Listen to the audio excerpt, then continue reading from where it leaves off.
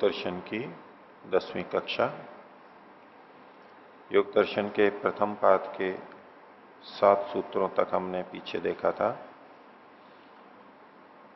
चित्त की 5 प्रकार की वृत्तियां गिना करके और फिर प्रथम वृत्ति प्रमाण वृत्ति के बारे में 7वें सूत्र में बताया गया कि 3 प्रकार के प्रमाण और तज्जन्य वृत्ति प्रमाण वृत्ति होती है, प्रत्यक्ष, अनुमान और आगम।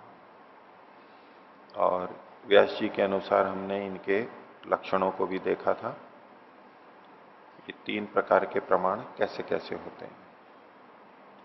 तो पिछले पाठ में से किन्हीं को पूछना हो तो पूछ सकते, पूछिए। ओम। सूत्र संख्या 7 प्रत्यक्षानुमानागमाः प्रमाणानि।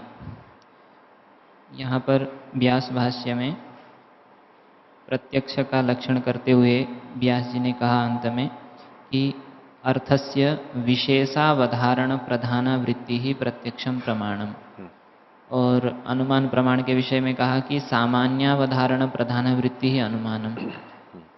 तो प्रत्यक्ष प्रमाण में वैसे तो सामान्य का भी ज्ञान होता है, लेकिन विशेष की प्रधानता रहती है। हाँ, तो वो थोड़ा समझ में नहीं आ रहा है कि विशेष की प्रधानता कैसे हो। ठीक। तो एक उदाहरण हम ले लेते हैं, अनुमान वाला उदाहरण ले लेते हैं और उसी का प्रत्यक्ष भी देख लेते हैं। धुएं से अग्नि का ज्ञान होता है और अग्नि का हम प्रत्यक्ष भी करते हैं। इंतियाज सन्निकर्ष, सामने हमारे अग्नि है। अब दोनों अग्नि के ज्ञान को मन में रखिए, अंतर देखिए। पीछे उस दिन आपके सामने बात रखी थी कि कोई भी वस्तु सामान्य धर्मों से युक्त भी होती है और विशेष धर्मों से भी युक्त होती है। सब में समानता विशेषता दोनों मिलेंगी। और जब किसी वस्तु का हम ज्ञान करते हैं तो उसके सामान्य धर्म और विशेष धर्म दोनों हमारे तक पहुंचते हैं। उसकी सूचना, उसका स्वरूप हमारे सामने आता है, दोनों आते हैं। अग्नि का जब हम प्रत्यक्ष कर रहे हैं तो अग्नि की विशेषता भी हमें पता लग रही है। अग्नि की क्या विशेषता पता लग रही है? एक तो कि ये लकड़ी से भिन्न है, पास में जो पत्थर या मिट्टी है उससे भिन्न है, मनुष्य से भिन्न है। अग्नि से अतिरिक्त जितनी भी वस्तुएं हैं उन सब से भिन्नता हमें पता लग रही है। कैसे? उसकी विशेषता से। विशेषता अन्यों से पृथक कर देती है। विशेषस्तु पृथक्त्वकृत। कुछ भी विशेषता होगी तो वो दूसरे से भिन्न कर देगी। विशेषता का कारण ही, विशेषता का परिणाम ये आता है। हम सब मनुष्य हैं, इस दृष्टि से समान हैं, लेकिन अवस्था, रंग रूप, ज्ञान, धन, पद, प्रतिष्ठा, एक भी विशेषता उसमें ले आओ उससे भिन्न हो जाएगा। हम सबके आंखें हैं, नाक हैं, कान हैं, लेकिन सबके अलग अलग हैं, ये विशेष हो जाता है और पहचान लिए जाते हैं व्यक्ति अलग अलग। ठीक है? तो और पहचान लेते हैं, भिन्नता कर देता है। विशेषता पृथकता ले आती है। तो जहां हम पृथकता का अनुभव कर रहे हैं वहां विशेषता अवश्य है। ठीक है?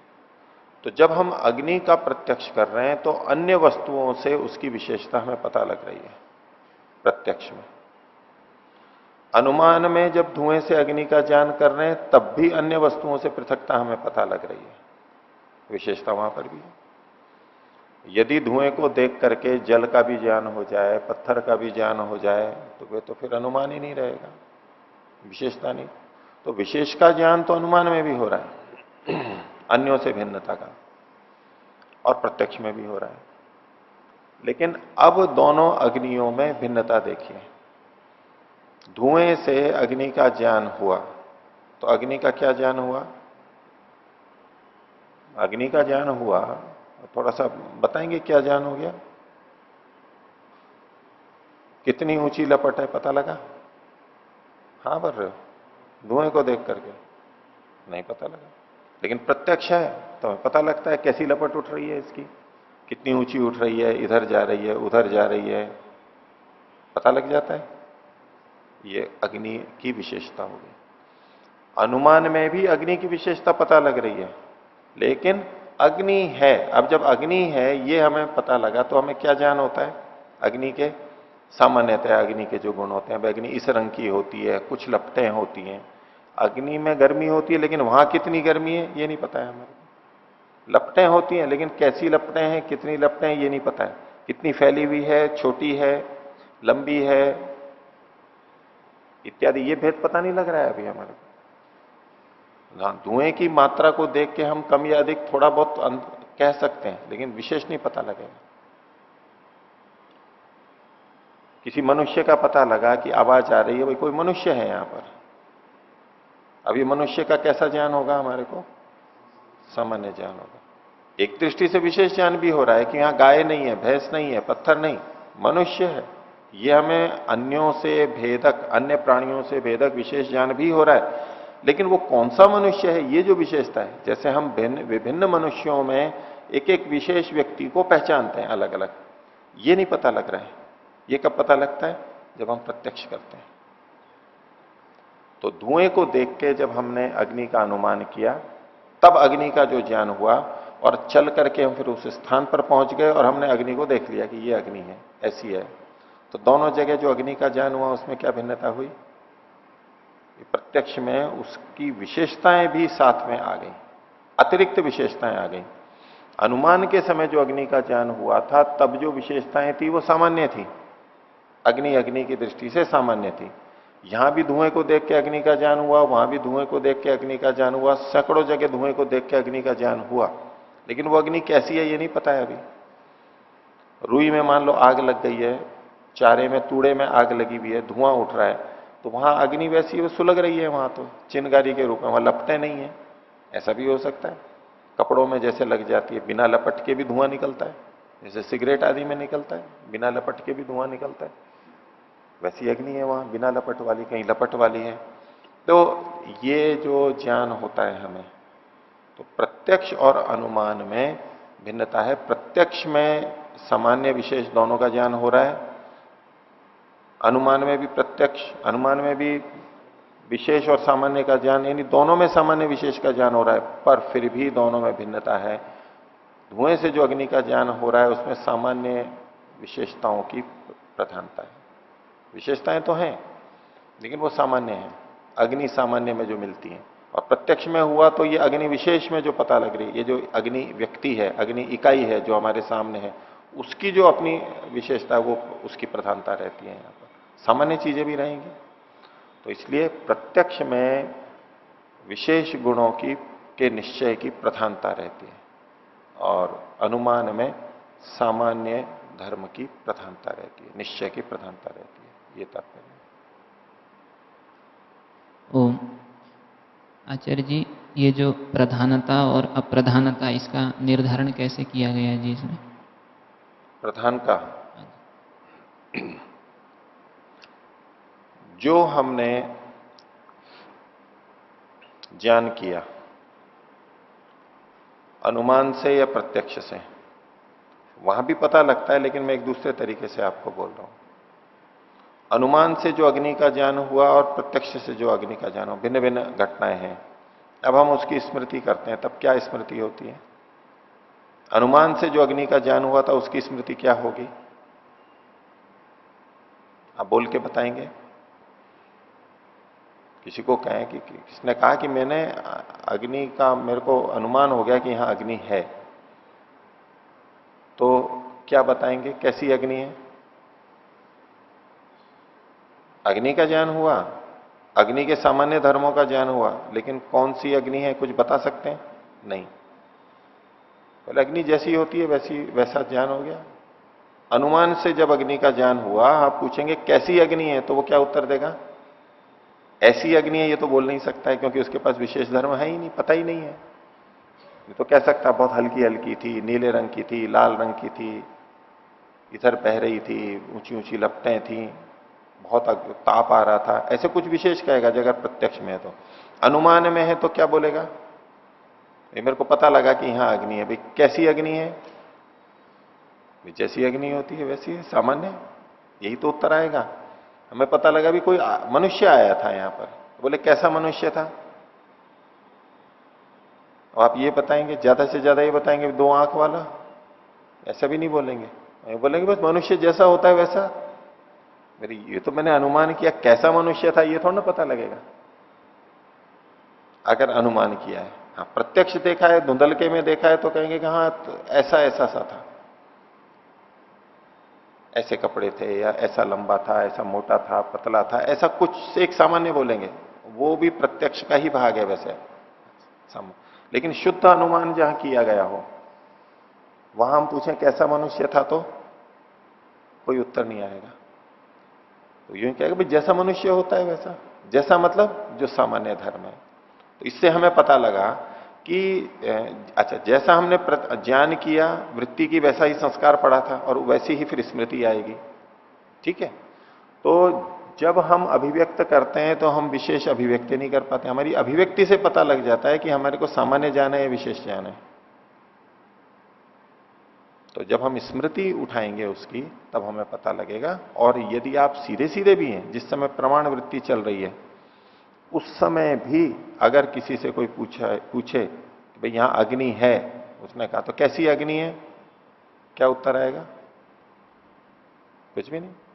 सामान्य कहेगा भाई जैसी अग्नि होती है वैसी है। अब ये तो पता नहीं कैसी है, लेकिन अग्नि है ये पता लग रहा है।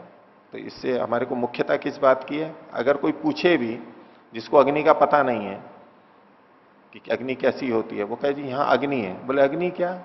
अब वो सामान्य बताएगा धर्म भी ऐसी लाल लाल होती है, लपटें होती हैं, जलाती है, काला पड़ जाती हैं चीजें, ताप होता है, ऐसा कुछ वो बताएगा जो सामान्य धर्म होते हैं। तो जो उसको निश्चय हुआ है वही बताएगा। तो ये सामान्य के अवधारण की प्रधानता वाली होती है। विशेषता इतने रूप में तो है। विशेषता किस रूप में कि लकड़ी पत्थर नहीं है या अग्नि है, इस रूप में विशेषता। या थोड़ा बहुत बता देगा कि बहुत बड़ी आग लगी है क्योंकि इतना बड़ा धुआं उठ रहा है, थोड़ा धुआं है, थोड़ी आग होगी इत्यादि। या धुएं के भी प्रकार को देख करके, ये टायर जल रहे हैं तो अलग तरह का धुआं आता है, लकड़ियां जल रही हैं तो अलग तरह का धुआं आता है। इस रूप में थोड़ा सा हम कह सकते हैं अंतर, लेकिन सारा पूरा पूरा नहीं कह सकते। तो बस ये विशेष की प्रधान, हम स्मृति से पता लग जाएगा कि हम देखो हमने किस चीज का निश्चय किया था वहां। ये होता है कुछ। ओम आचार्य जी, जो हमारे मन में साधारण वृत्ति उठती है, जैसे हम कुछ देखते हैं कि ये चीज यहाँ पड़ी हुई है, मतलब हमारे को उससे राग द्वेष अविद्या आदि नहीं है, तो जो वृत्ति उठती है वो किस में आएगी? क्लिष्ट में आएगी या अक्लिष्ट में आएगी? उसके साथ में राग द्वेष या राग द्वेष रहित कुछ ना कुछ स्थिति तो रहेगी। तो आपने कहा राग और द्वेष कुछ भी नहीं है, उससे हमने क्या किया? हमने राग द्वेष नहीं किया तो कोई बंधन का कारण नहीं बनी हमारे। ठीक है। और हमने देखा, लेकिन कुछ ना कुछ व्यवहार तो होगा साथ में। हम उसको छोड़ के चले जाएंगे या उसका उपयोग करेंगे, कुछ ना कुछ तो होगा ना। उसके साथ में कुछ ना कुछ राग द्वेष इत्यादि कुछ ना कुछ जुड़ ही जाएंगे। अगर कुछ भी नहीं है तो आप उसको कह सकते हैं कि क्लिष्ट नहीं है, और क्लिष्ट नहीं है इसलिए अक्लिष्ट है, सामान्य है। तटस्थ भाव से हमने देख लिया। जो बात आप कह रहे हो अगर वैसा है तो अभ्युपगम से कौन सा न्याय? दुर्जनतोष न्याय। कई जने इसको सकारात्मक बोलते हैं, पॉजिटिव। सुजनतोष न्याय सकारात्मक दृष्टि होती है ना, उदय पॉजिटिव थिंकिंग। तो उदयवीर जी की पुस्तक में आपको हमेशा दुर्जनतोष न्याय नहीं मिलेगा, वो कहते हैं सुजनतोष न्याय। दुर्जन की जगह सुजन शब्द उन्होंने लगा दिया है। वो दुर्जनता दूसरे की केवल इतनी है कि वो समझ नहीं रहा है बात को, वास्तव में नहीं। इसको न्याय की दृष्टि से कहते हैं अभ्युपगम से। अभ्युपगम से है नहीं वैसा। सामान्यतया जब भी हम किसी वृत्ति को उठाएंगे तो वहां पर राग और द्वेष तो जुड़ ही जाते हैं। कुछ ना कुछ जुड़ेगा, राग द्वेष उपेक्षा कुछ ना कुछ सामान्य रूप से जुड़ेगा, अगर वो हमारे व्यवहार से संबंधित है। व्यवहार से संबंधित है, और व्यवहार से संबंधित नहीं है, बस वैसे ही जा रहे हैं, कोई चीज दिख गई और चले गए, हम सड़क पे जा रहे हैं, कोई पेड़ दिख गया आगे चले गए, तो प्रत्यक्ष प्रमाण वृत्ति है। लेकिन ये क्लिष्ट नहीं है, ये क्लिष्ट नहीं है। क्लिष्टत्व अक्लिष्टत्व उस वृत्ति के परिणाम के आधार पर रहता है, उससे हमें पता लगता है। और साथ में कुछ ना कुछ उसमें अविद्या आदि राग द्वेष आदि कुछ भी जुड़ गए हैं साथ में, क्या प्रयोजन है, किस उद्देश्य से हम कर रहे हैं, तो वो क्लिष्ट बन जाएगी, गलत अगर है तो। और अच्छे अर्थों में है तो वो अक्लिष्ट रहेगी। तो आप जो कह रहे हो कि वहां कुछ भी नहीं है, तो उसको आप अक्लिष्ट के अंदर ले सकते हैं, क्योंकि वो बंधन करने वाली नहीं है, इस अर्थ में अक्लिष्ट है। अक्लिष्ट के दो तरह से व्याख्या कर सकते हैं हम। एक अक्लिष्ट वो है कि जहां क्लिष्टत्व नहीं है, बस वो ख्याति विषयक नहीं है, ख्याति नहीं हो रही है वहां पर, तो सत्पुरुष अन्यथा ख्याति नहीं है, विवेक ख्याति नहीं है, और न गुणाधिकार का कोई न्यूनता हो रही है, अवसाद हो रहा है उसका, कुछ भी नहीं हो रहा है, बस उसने देखा और देखा, खत्म। पर सामान्य रूप से जब हम ये देखते हैं, उसमें भी राग और द्वेष कुछ न कुछ सूक्ष्मता से जुड़े रहते हैं। अगर जुड़े नहीं है तो अक्लिष्ट कह सकते हैं। क्लिष्टत्व नहीं है, इसलिए ये वाला अक्लिष्ट बोल रहा हूं मैं। वो ख्याति विषय है ऐसा अर्थ मत ले आना वहां कि आपने अक्लिष्ट कहा है, और अक्लिष्ट तो वो है जो ख्याति विषयक है, वो मत ले आना वहां पर। अभी आप पूछोगे इसमें कौन सी ख्याति है, सत्पुरुष अन्यथा ख्याति, और सामान्य रूप से आप कहना चाहो तो हम यूं जोड़ सकते हैं कि भाई ठीक है, वो वस्तु थी, उसने उसके साथ अपना संबंध नहीं जोड़ा।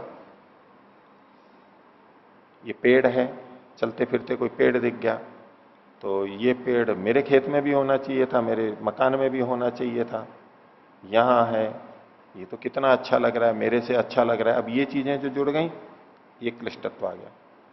और यदि हमने उसको नहीं जोड़ा है, ठीक है उनका है, अच्छा लग रहा है, उससे कोई राग नहीं हुआ ना द्वेष हुआ, तो एक तरह से हमने उसको अलग अलग देखा है ना, ठीक है मेरा इसमें अधिकार नहीं है, मैं क्यों इसको, जो मेरे पुरुषार्थ का नहीं है, मां गृध कस्य स्विद्धनम, ये मैं इसके प्रति गर्था इच्छा क्यों करूं, हमने कुछ नहीं किया। तो एक तरह से ये अन्यथा ख्याति है ना, अलग अलग करके देखा है, हम उससे जुड़े नहीं। उतने अंश में आप देखना चाहें तो वहां पर ये अक्लिष्टत्व देखा जा सकता है। लेकिन सत्वपुरुष अन्यथा ख्याति एक अलग ऊंची स्थिति है, वो तो अंतिम बात है।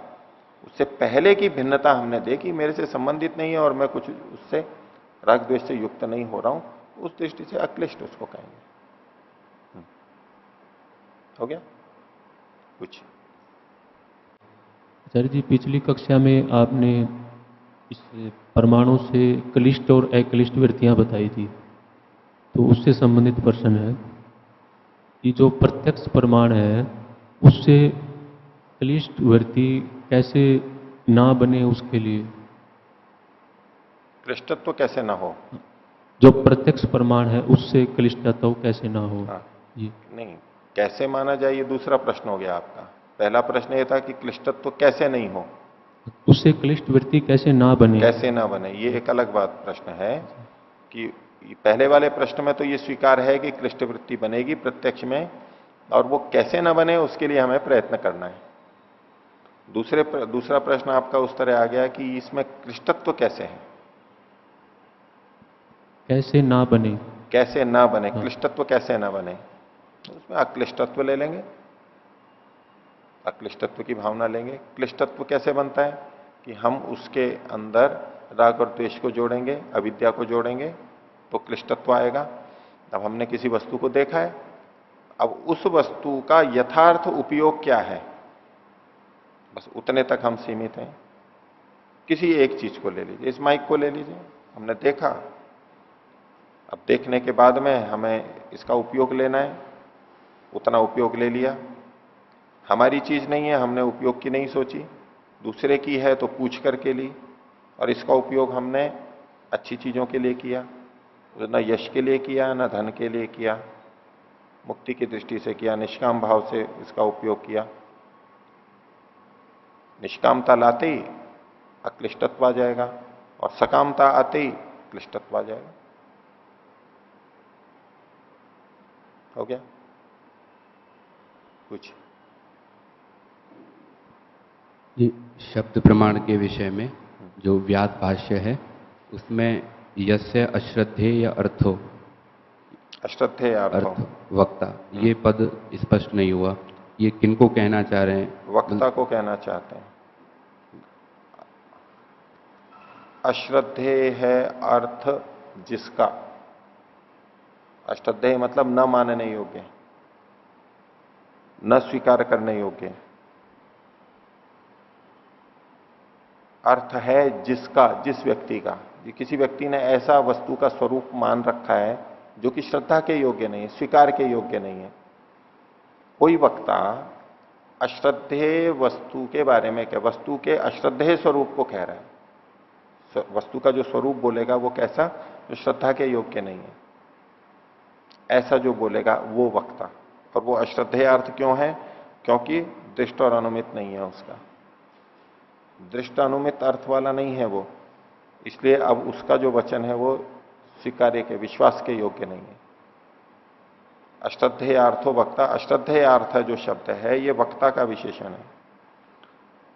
न दृष्टानुमित अर्थ, ये भी वक्ता का ही विशेष है। यस्य अश्रद्धेय अर्थो वक्ता, जिस वृत्ति का वक्ता कैसा है, अश्रद्धेय अर्थ है, और वो दृष्ट और अनुमित अर्थ वाला नहीं है। ठीक है, जिस वृत्ति का, वह आगम प्रमाण से च्युत हो जाती है।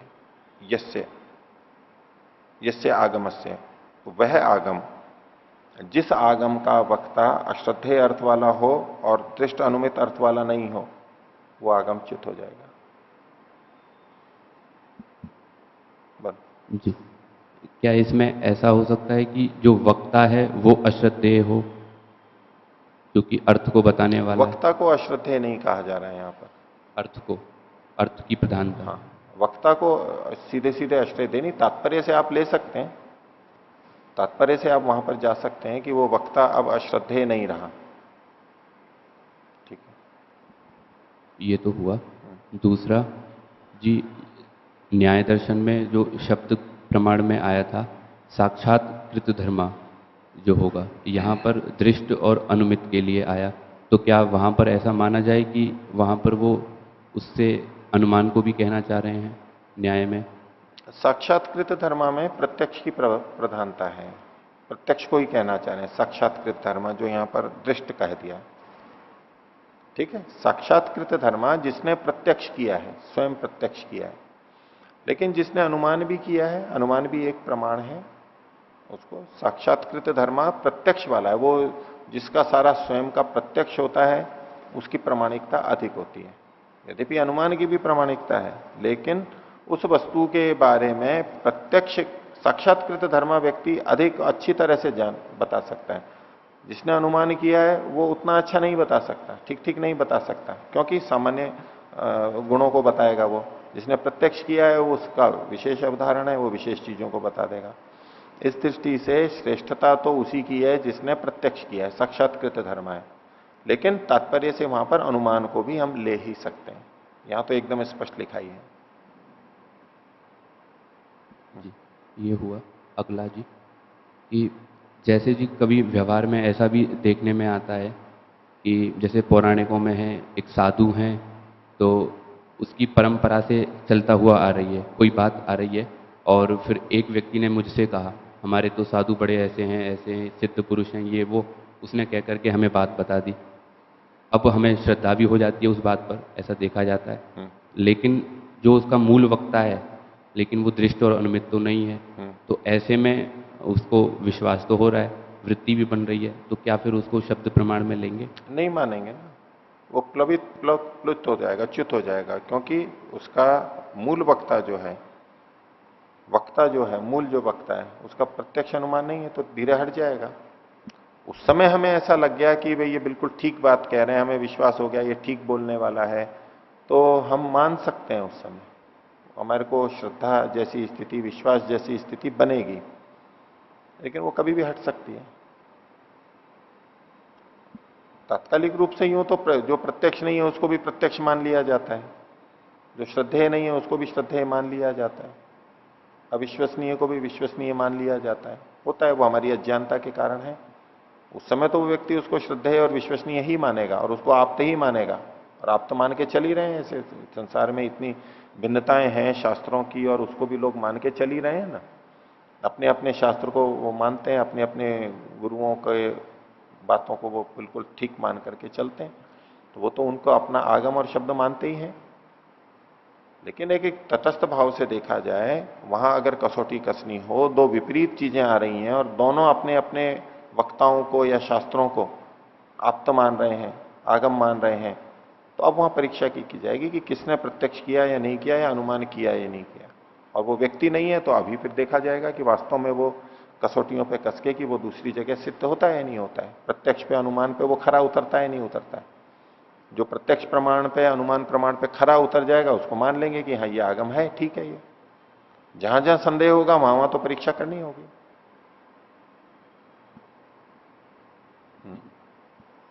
ओम जी, ऐसा तो है, लेकिन जी प्रश्न इस बात पे उठ रहा है कि चूंकि यहाँ पर जो परिभाषा दी है कि मूल वक्ता से आ रहा है, परंपरा से आ रहा है, और वो दृष्ट अनुमित है, और फिर वो शब्द प्रमाण में स्वीकार किया जा रहा है।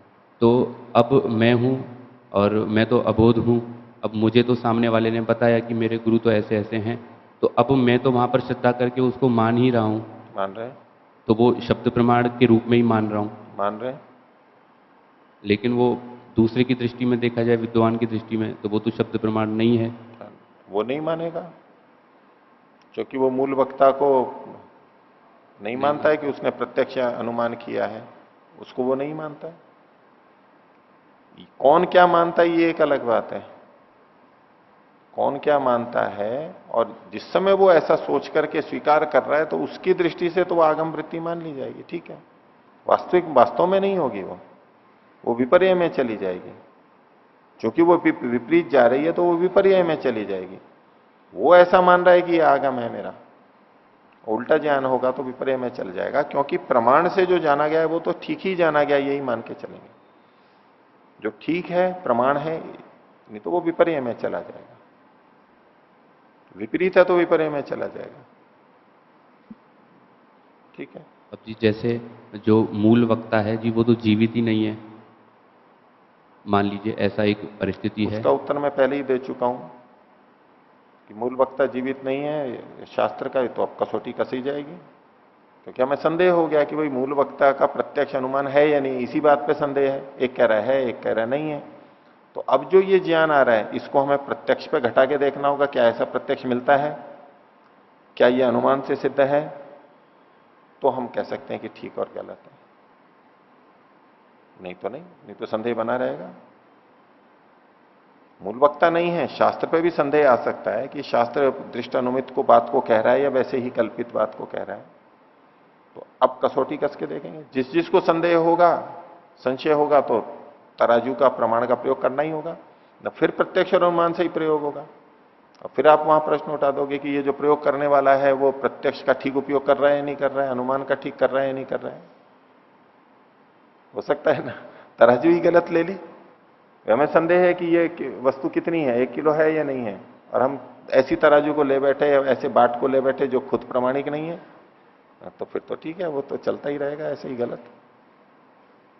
कहीं ना कहीं से तो प्रमाण शुरू करना होगा, इसीलिए तो प्रमाण की सारी बात की जाती है। ये तो प्रमाणों से करता हुआ भी वो गलत ही नापेगा। तो सोच रहा है मैं प्रमाण कर रहा हूं, वो प्रमाण ही नहीं है तो कैसे करेगा, ठीक है।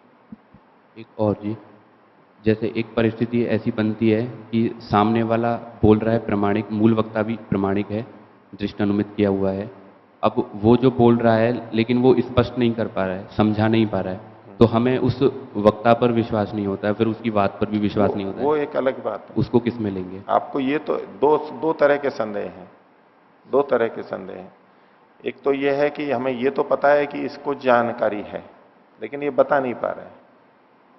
दूसरा आपका जो भाव लग रहा है वो ये कि वो समझा नहीं पा रहा है, इसका मतलब है कि इसको पता नहीं है।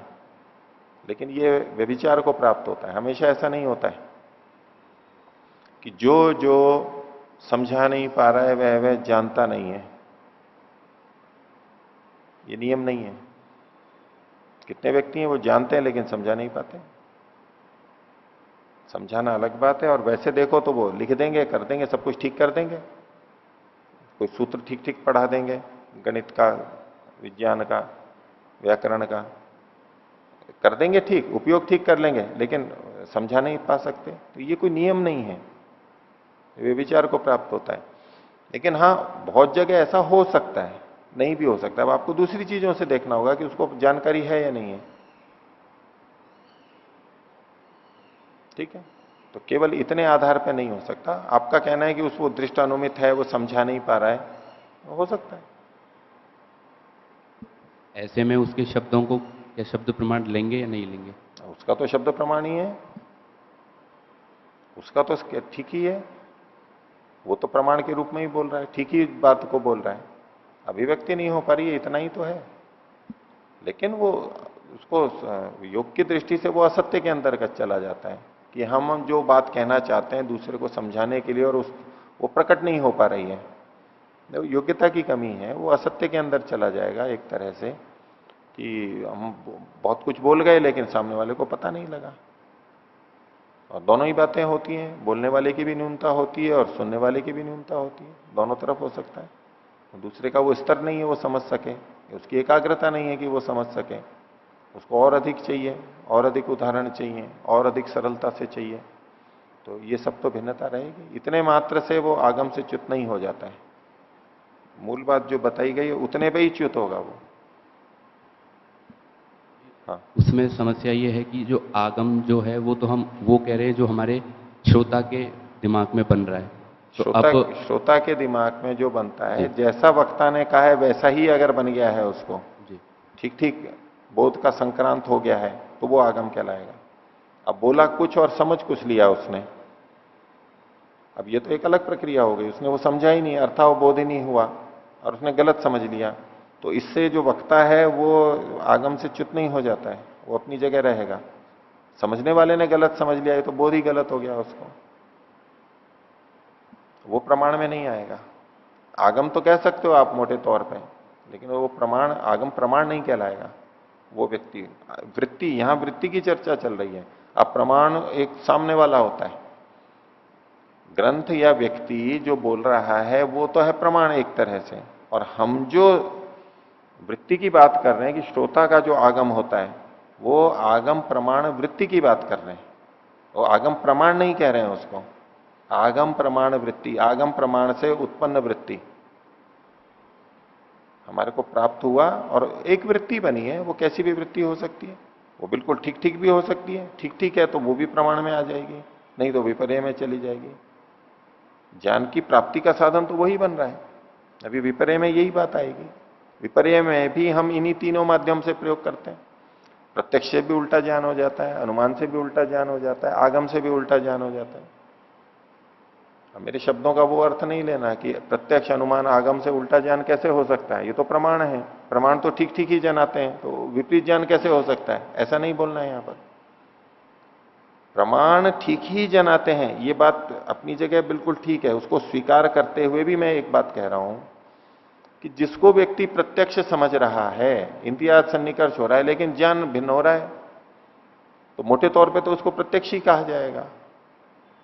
योग दर्शन में भी, न्याय दर्शन में भी उसको ऐसे ही प्रमाणों के नाम से ही बोला जाएगा, लेकिन गलत निकल के आ रहा है। बाद में उसको च्युत करेंगे प्रत्यक्ष प्रमाण से, लेकिन प्रथम दृष्टिया तो उसको प्रत्यक्ष प्रमाण ही कहेंगे।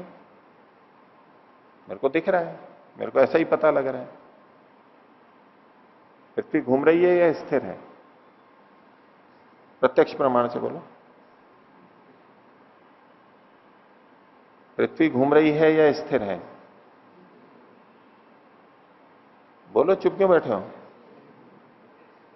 स्थिर है, संदेह से बोल रहे हो, अभिव्यक्ति नहीं पूरी हो रही, संदेह है आपके मन में जैसे अभिव्यक्त कर रहे हो। प्रत्यक्ष से तो जी स्थिर ही दिख रही है, प्रत्यक्ष से स्थिर ही दिख रही है। तो ये प्रत्यक्ष कैसे हो गया ये आपका? आपने ये कैसे बोल दिया कि प्रत्यक्ष से स्थिर दिख रही? प्रत्यक्ष तो प्रमाण होता है, प्रमाण तो बिल्कुल ठीक बताता है, तो आपने प्रत्यक्ष शब्द का प्रयोग कैसे कर दिया इसके लिए? नहीं कर सकते ना, नहीं कर सकते ना, मैं उस प्रश्न को बोल रहा हूं। अब अब उल्टा प्रश्न कर रहा हूं। जो ये कहे कि प्रमाण तो सत्य ही ज्ञान कराते हैं, बात गलत नहीं है, और ठीक ही कराते हैं, लेकिन प्रत्यक्ष से गलत ज्ञान भी होता है, इसका अभिप्राय समझना है। ये नहीं कह रहे हैं कि प्रत्यक्ष प्रमाण से गलत ज्ञान होता है। जिसको प्रत्यक्ष मान लिया है, प्रमाण रूप में नहीं है, गलत प्रयोग हो गया, एकांश में प्रत्यक्ष हुआ है, तो गलत निष्कर्ष निकाल लिया, ये गलत होगा। अगर हम यूं कहें कि प्रत्यक्ष अनुमान आगम तो प्रमाण है और इनसे तो ठीक ठीक ज्ञान ही होता है, तो थोड़ा ये बताएंगे कि विपर्य ज्ञान कैसे होता है? विपर्य ज्ञान कहां से होता है, कैसे होता है? बताओ, विपर्य ज्ञान भी होता है या नहीं? उल्टा ज्ञान होता है या नहीं? जी होता है जी। राम है, श्याम दिख रहा है हमारे को, हम कह रहे हैं कि ये श्याम है। पेड़ आम का है, हम कह रहे हैं जामुन का है। अब ये जो ज्ञान हुआ, ये किससे हुआ? ज्ञान तो हुआ है ना। ज्ञान का साधन क्या है? ज्ञान किससे होता है? इंद्रियों से, प्रमाणों से। प्रमाण से होता है ना। कौन सा प्रमाण है? कौन सा प्रमाण है? आप प्रत्यक्ष तो बोल नहीं सकते, क्योंकि प्रत्यक्ष से तो ठीक ही ज्ञान होगा। कोई अतिरिक्त प्रमाण है नहीं। जो विपर्य ज्ञान होता है जितना भी, वो भी इन्हीं तीनों से होता है, जिसको हम प्रत्यक्ष कहते हैं।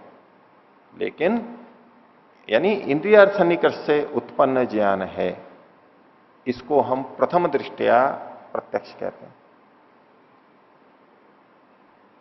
लिंग लिंगी से जो ज्ञान होता है, हेतु आदि से जो ज्ञान होता है, उसको हम अनुमान कहते हैं प्रथम दृष्टया। अब वो अव्यपदेश, अव्यभिचारी, व्यवसायत्मक इत्यादि जो चीजें हैं, व्यभिचारी नहीं होना चाहिए, ये जो लक्षण बाद में जुड़ा, उसके आधार पर हम कह सकते हैं कि इंद्रियार्थ सन्निकर्ष तो हुआ है, लेकिन ये ठीक ज्ञान नहीं हो रहा है। पर जिसको ये नहीं पता लगा है कि इस इंद्रियार्थ सन्निकर्ष से हुआ ज्ञान गलत है, वो क्या बोलेगा? उसको प्रत्यक्षी तो बोलेगा ना। तो उसको ऐसी दृष्टि से उसको भी प्रत्यक्ष के अंतर्गत मानते हैं, स्थूल दृष्टि से। इससे वो खंडन नहीं हो जाता है कि प्रत्यक्ष प्रमाण से सही ज्ञान ही होता है, तो फिर यहां कैसे हो रहा है? प्रमाण तो अंततः ठीक ठीक ज्ञान ही कराते हैं। जिसको हम प्रत्यक्ष कहते हैं, वो वास्तव में ठीक ही ज्ञान कराने वाला होता है, लेकिन इसका पता बाद में लगता है कई कसौटियों से।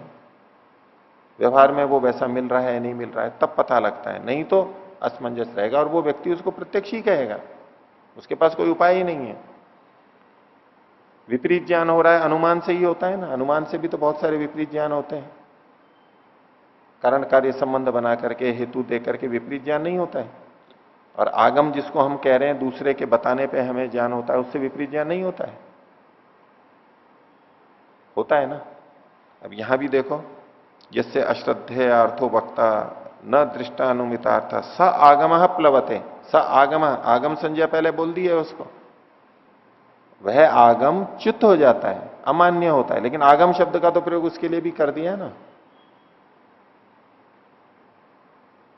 आगम तो बोल ही रहे हैं उसको, च्युत हो जाता है, वो प्रामाणिक नहीं रहता है। वृत्ति तो बनेगी, आगम वृत्ति कह सकते हैं उसको। दूसरे के सुनने से जो भी ज्ञान हुआ हमारे को, भले ही गलत है वो, किसी ने अपना नाम भिन्न बता दिया, नाम है मोहन, कह दिया कि सोहन है नाम। अब उसके सुनने से हमारे को कुछ ज्ञान तो हो गया, है तो गलत नाम, अब उसने गलत बोला, हमारे को गलत ज्ञान हो गया। अब इस वृत्ति को कौन सी वृत्ति में लेंगे? कौन सी वृत्ति में लेंगे? कौन से प्रमाण से जाना हमने कि इसका नाम सोहन है? आगम ही कहलाएगा ना। मिथ्या है आगम, ये तो ठीक है, ये वाला आगम मिथ्या है, च्युत हो जाएगा बाद में, ये नहीं, इसका नाम तो सोहन नहीं है, मोहन है। लेकिन ज्ञान तो उसी प्रक्रिया से हुआ है। जानने की तो प्रक्रिया वही है, यही प्रत्यक्ष अनुमान आगम जो ये प्रक्रिया बताई गई, इंद्रिय प्रणाली का आदि ज्ञान तो उसी ढंग से होगा हमारे को। ठीक नहीं है तो वो विपर्य में चला जाएगा, अगर वो ठीक है तो वो प्रमाण वृत्ति में चला जाएगा। उपयोग तो तीनों का ही होगा। ठीक है, आगे देखते हैं। तो वृत्तियों में दूसरी वृत्ति विपर्य वृत्ति, उसके लिए 8वें सूत्र में कहा, विपर्ययो मिथ्या ज्ञानम अतद्रूप प्रतिष्ठम। विपर्यय विपरीत, उल्टा जो वस्तु जैसी है उससे भिन्न ज्ञान होना, यह विपर्य कहलाता है, विपरीत। तो इसी को खोला, विपर्य क्या होता है? मिथ्या ज्ञानम। मिथ्या कहते हैं झूठा, मिथ्या ज्ञान होता है, उसमें विपरीत ज्ञान होता है, उल्टा ज्ञान होता है, इसे ही झूठा कहते हैं। जो वस्तु जैसी है वैसा ही ज्ञान होना, यह तो सत्य ज्ञान हो गया। हम झूठ भी उसी को ही बोलते हैं वैसे बातचीत में, जो सत्य भाषण असत्य भाषण होता है। जो वस्तु स्थिति क्रिया जैसी है वैसा ही बोलते हैं तो कहते हैं ये सत्य है, और उससे भिन्न कुछ भी बोलते हैं तो कहते हैं ये मिथ्या है, झूठा है। इसी तरह से जो वस्तु जैसी है उसको वैसा ही जानना, ये तो प्रमाण में चला जाएगा। और जो वस्तु जैसी है वैसा ना जान करके कुछ और तरह से जान लेना, ये मिथ्या कहलाएगा, विपरीत कहलाएगा। तो विपर्य का मतलब है मिथ्या ज्ञानम। और इसमें होता क्या है? अतद्रूप प्रतिष्ठम। तद्रूप मतलब वो वस्तु का जो रूप है, जो स्वरूप है, उसी में अगर हम स्थित होते हैं, प्रतिष्ठित होते हैं, जैसी है वैसा ही जानते हैं, ये तद्रूप प्रतिष्ठा है। और जैसा है वैसा नहीं समझ रहे हैं तो ये अतद्रूप प्रतिष्ठा है। अतद्रूप प्रतिष्ठा, विपर्य मतलब मिथ्या ज्ञान। और मिथ्या का मतलब, मिथ्या ज्ञान का ये हुआ जो चीज जैसी नहीं है वैसा जान लेना, समझ लेना, उसमें स्थिर हो जाना कि ऐसा है, ये निश्चय हो जाना, हमारे को निश्चय हो जाना, ये मिथ्या ज्ञान विपर्य के अंतर है। जब जब निश्चय होता है वो सत्य ज्ञान ही हो ऐसा नहीं है, मिथ्या ज्ञान का भी निश्चय होता है हमारे को।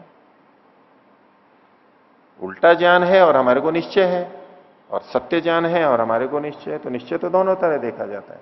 निश्चयात्मक ज्ञान सत्य भी हो सकता है, असत्य भी हो सकता है, मिथ्या भी हो सकता है और सत्य भी हो सकता है। और संशयात्मक ज्ञान जिसमें हमारे को संशय है, वो सत्य बात पे भी संशय हो सकता है और मिथ्या ज्ञान पे भी संशय हो सकता है, दोनों में संशय हो सकता है।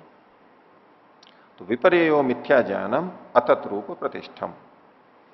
अब इस पर इन्होंने प्रश्न उठाया भाष्य में, सकस्मात न प्रमाणम, इसको प्रमाण क्यों नहीं कह रहे? अब ये प्रश्न किस पृष्ठभूमि में उठाया होगा? एकदम कैसे पूछ लिया कि इसको प्रमाण क्यों नहीं कह रहे? ये जो प्रश्न उठा रहा है ये क्या देख रहा है?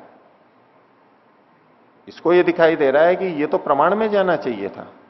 क्यों प्रमाण में जाना चाहिए था? क्योंकि इंद्रिय प्रणालिका से चित्त का बाह्य वस्तु उपराग तो यहां पर भी हो रहा है, अनुमान तो यहां भी किया जा रहा है, आगम से ज्ञान तो यहां पर भी हो रहा है। ये पृष्ठभूमि है इसमें, नहीं तो ये प्रश्न ही नहीं बनेगा। अलग से क्यों कहा, जबकि जो प्रक्रिया आपने बताई वो प्रक्रिया तो यहां पर भी हो रही थी।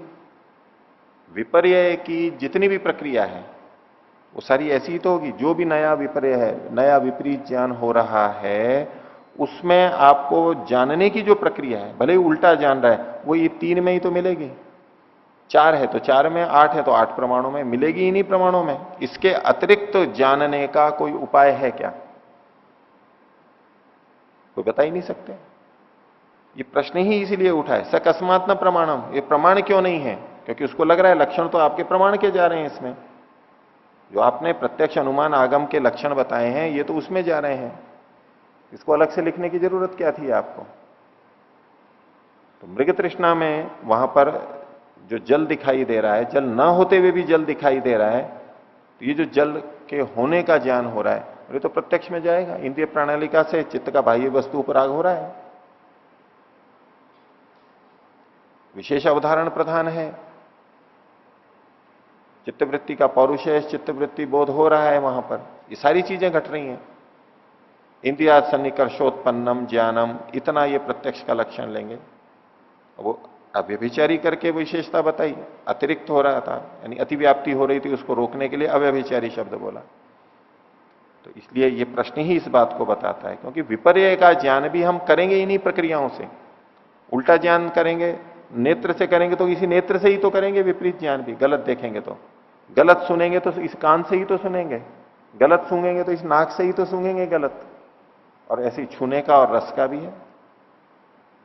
इन्हीं इंद्रियों से तो विपरीत ज्ञान होगा, नया जो बाहर से आ रहा है आलंबन से। तो इसलिए इन्होंने प्रश्न उठाया, सकस्मात न प्रमाणम, प्रमाण क्यों नहीं है ये? इसको लक्षण घटते हुए दिखाई दे रहे हैं सारे के सारे, इन्हीं प्रमाणों वाले प्रत्यक्ष अनुमान आगम के लक्षण दिख रहे हैं इनमें भी, जिसको विपरीत ज्ञान कह रहे हैं, जिसको मिथ्या ज्ञान कह रहे हैं, जिसको अतद्रूप प्रतिष्ठित कह रहे हैं, उसमें वो सारे लक्षण घट रहे हैं। जैसे कस्मात् न प्रमाणम, ये प्रश्न किया तो उत्तर दे रहे हैं यतः प्रमाणे न बाध्यते, क्योंकि ये प्रमाण से, ये जो ज्ञान हो रहा है मिथ्या ज्ञान, ये प्रमाण, अब यहां प्रमाण का मतलब वो विशिष्ट प्रकर्षमान है, सही सही है, उससे ये बाधित हो जाता है, खंडित हो जाता है, इसलिए इसको विपर्य कह रहे हैं। ज्ञान की प्रक्रिया तो वहां भी वही रहेगी, लेकिन चूंकि खंडित हो रहा है, व्यभिचार को प्राप्त हो रहा है, इसलिए वो प्रमाण में नहीं आता है। तो कहा यतः प्रमाणे न बाध्यते, और जो प्रमाण से बाधित होता है वो विपर्य कहलाएगा। और प्रमाण से बाधित क्यों हो जाता है? तो कहा भूतार्थ विषयत्वात् प्रमाणस्य, प्रमाण के वास्तविक अर्थ को बताने वाला होने से। अब ये प्रमाण के शुद्ध रूप की का कथन है, बिल्कुल ठीक ठीक प्रमाण है, ठीक प्रयोक्ता प्रमाता भी बिल्कुल ठीक ठीक है और ठीक ज्ञान कर लिया है उसने। ऐसा जो प्रमाण है वो भूत अर्थ के विषय वाला होता है, वर्तमान अर्थ के विषय वाला होता है, उसका आलंबन यथार्थ विषय वाला होता है, जैसी है वैसा ही होता है। और ये चूंकि विपर्य है इसलिए ये प्रमाण में नहीं आएगा, भले ही इंद्रिय प्रणालिका से और उसी प्रक्रिया से ज्ञान हो रहा हो। तो विपर्य की एक ही कसौटी है, प्रमाण से विपर्य का भेद की कसौटी क्या है कि प्रमाण से बाधित होता है, ये यथार्थ नहीं होता है, वो यथार्थ होता है। बस जानने की प्रक्रिया तो दोनों में समान रहती है। तो तत्र प्रमाणेन बाधनम अप्रमाण से दृष्टम। अब ये उदाहरण दे रहे हैं कि लोक के अंदर भी प्रमाण के द्वारा अप्रमाण का बाध देखा जाता है। लोक में ऐसा होता है, जो अप्रमाणिक चीज होती है वो प्रमाण के द्वारा बाधित हो जाती है। उसके लिए एक उदाहरण दे रहे हैं, तद्यथा द्विचंद्र दर्शनम सद विषयेण एक चंद्र दर्शनेन बाध्यते। दो चंद्रमाओं का दर्शन हो रहा है, किसी किसी को हो जाता है, दो चंद्रमा दिखते हैं नेत्र के दोष के कारण से। नेत्र की रचना कुछ ऐसी हो जाती है, उनको हर चीज दो दो दिखाई देती है, तालमेल नहीं रहता है। दो आंख से देख रहे हैं, तालमेल एक जगह ही चित्र बनता है तो एक ही दिखाई देगी, और उसको तालमेल को बिगाड़ दो तो दो दो दिखने लगते हैं। कई बार कई औषधियों से ऐसा हो जाता है। एलोपैथी की कई औषधियां ऐसी होती हैं कि उसको लेने पे ऐसा स्थिति बनती है कि हर चीज दो दो दिखने लगती है। दवाइयों का दुष्प्रभाव होता है। और सामान्य रूप से हम देख ही सकते हैं, अपने आंख को अगर हम एक तरफ से दबाएं तो दो चीज दिखने लगेगी। करके देख लो, करते हैं, बचपन में किया, जिन्होंने नहीं किया तो प्रत्यक्ष कर लेना। अब कर लीजिए, इसमें क्या बात है, इधर से कर लीजिए, इधर से भी यूं ऊपर से भी दबा लीजिए। खासतौर से इधर तिरछे से दबाएंगे ना तो आपको पता लगेगा। किसी एक चीज पे केंद्रित हो जाओ पहले तो, माइक पे, व्यक्ति पे। अब उसको जब यूं करोगे ना तो उसकी एक छाया सी आपको बगल में निकलेगी। इधर से मत, इधर से भी होता है वैसे तो, पर ये नहीं, इधर से दबाओ, नीचे से उंगली दबाओ। पहले एक वस्तु पे केंद्रित हो जाओ, एक इकाई पे। आप अपनी उंगली रख लो, अब अपनी उंगली को यूं करो, या तो वो उंगली नीचे जाती हुई दिखेगी दूसरी, या बगल में जाती हुई दिखेगी। अब अपनी उंगली पे केंद्रित हो जाओ, प्रयोग करना, दो दिख जाती है। यह रोग के कारण भी होता है। तो दिखाई तो दो दे रहा है, हमें प्रतीति दो हो रही है। अब किसी को दो ही दिखाई दे रहा है, उसको पता ही नहीं है कि एक है, उसको शुरू से ही ऐसा ही देख रहा है वो तो यही कहेगा दो चंद्रमा है। आप उसको कितने ही समझा लो, बोले नहीं एक है। वो तो जब तक अन्य प्रमाण नहीं आ जाएंगे कि भाई आपके नेत्र में दोष है, उसको यूं कहेंगे कि अब दूसरी इंद्रिय का प्रयोग करना पड़ेगा प्रमाण का। उनको कहेंगे ये कितनी घड़ियां हैं, बोले दो है। अच्छा छू के देखो, वो छुएगा तो छू के तो एक ही दिखाई देगी उसको।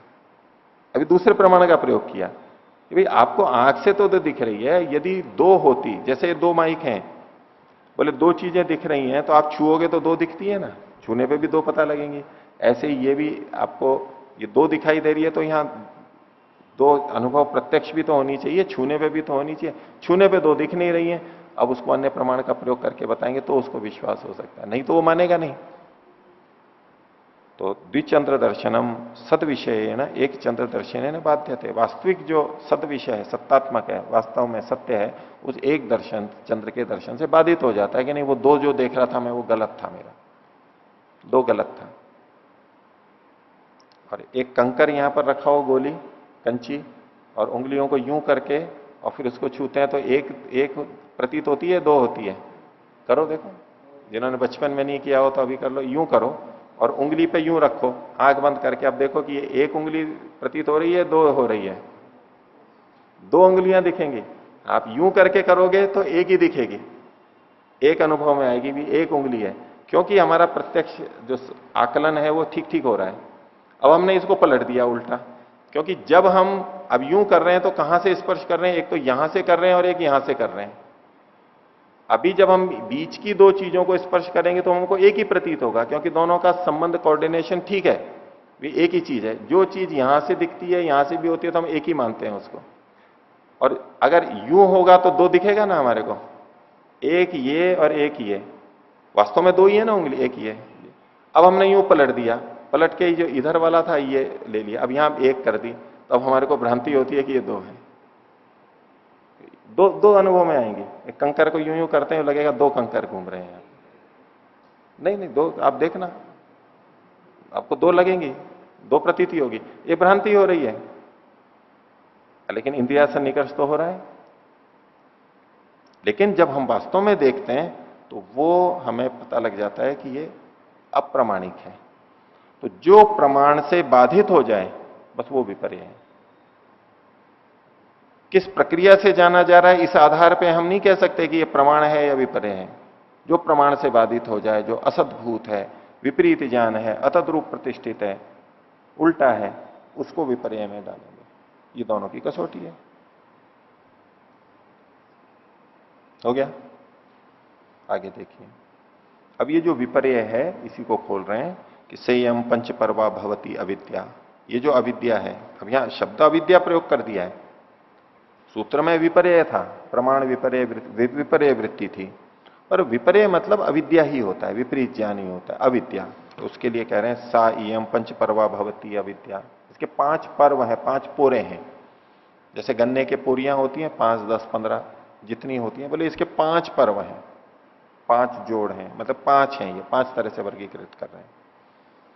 तो इनके वास्तविक नाम तो आगे आएंगे, जो ये कहते हैं इसमें अविद्या में भी पहला नाम अविद्या, फिर अस्मिता, राग, द्वेष, अभिनिवेश। जैसे प्राणों की चर्चा आती है तो प्राण अकेला भी बोला जाता है, और प्राण के जब 5 भेद करते हैं तो उसमें भी पहला भेद प्राण होता है मुख्य होने से।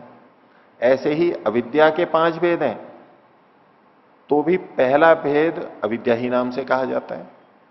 5 भेद थे मिथ्या ज्ञान के, उसमें पहला अविद्या थी, तो वो अविद्या मुख्य थी, तो उसी नाम से 5 को भी अविद्या बोल दिया, विपरीत ज्ञान है।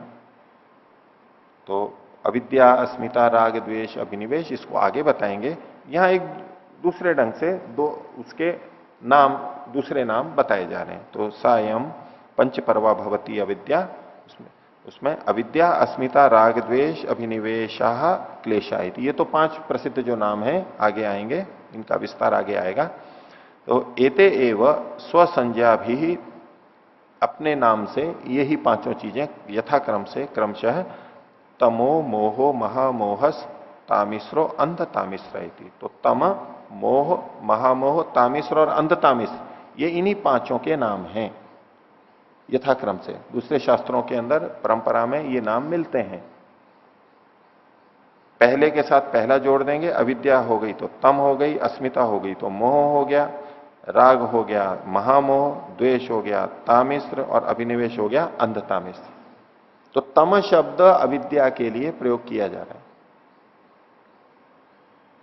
आदित्य वर्णम तमसः परस्ता, आदित्य के जैसा है और तम से परे है वो। अंधकार अर्थ में भी आता है तम, लेकिन वहां तम का मतलब क्या लेंगे, जैसे तम का मतलब यहां पर अविद्या है, अविद्या से परे है वो। आगे एते चित्तमल प्रसंगे न अभिधास्यन्ते, चित्त के जो मल हैं, विकार हैं, उसको बताने के प्रसंग में इनको चित्त के मल के रूप में आगे प्रस्तुत किया जाएगा। ये चित्त के मल हैं। अब ये मल कहां पर कहा गया, विपर्य को कहा गया, प्रमाण को नहीं कहा गया। प्रमाण वृत्ति को चित्त का मल नहीं कहा गया है, विपर्यय को चित्त का मल कहा गया है, अविद्या को चित्त का मल कहा गया है। लेकिन वैसे जब हम ध्यान करते हैं, योग के करते हैं, तो योग क्या है? चित्त की वृत्तियों का निरोध, चित्त की वृत्तियों का रुक जाना। योग में बाधक कौन है? वृत्तियां हैं, ठीक है ना। वृत्तियां होती हैं तो योग में बाधा होगी, और वृत्तियां रुक गई तो योग सिद्ध हो जाएगा। तो सबसे बड़ा शत्रु कौन है योग का? वृत्तियां, ठीक है। और वृत्तियां कितनी प्रकार की होती है? 5 प्रकार की। उनमें भी पहली वृत्ति कौन सी है? प्रमाण वृत्ति। अब ये भी शत्रु दिखाई देगी ना।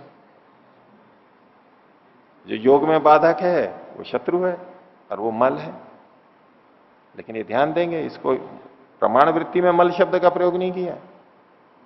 चित्त की वृत्तियों को रोकना है ये ठीक है, लेकिन विशेष अवसर पर रोका जाता है, विशेष अवसर पर उसका उपयोग किया जाता है। वृत्ति मात्र त्याज्य नहीं है, वृत्ति मात्र योग की बाधक नहीं है।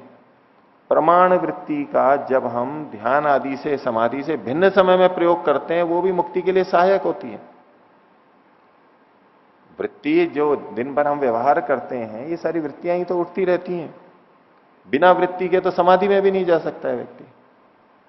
वृत्तियों का प्रयोग करके, समझ करके ही तो वो एकाग्र अवस्था में भी जा पाता है, तभी तो वो निरुद्ध अवस्था में जा पाता है, वृत्तियों को रोक सकता है।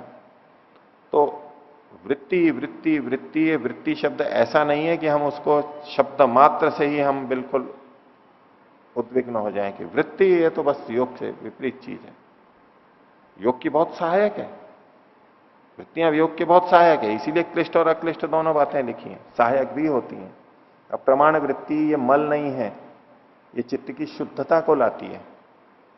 अगर प्रमाण वृत्ति का प्रयोग ठीक नहीं किया गया तो गलत आएगा ही अर्थ, या प्रगति नहीं होगी या विपरीत हो जाएगी।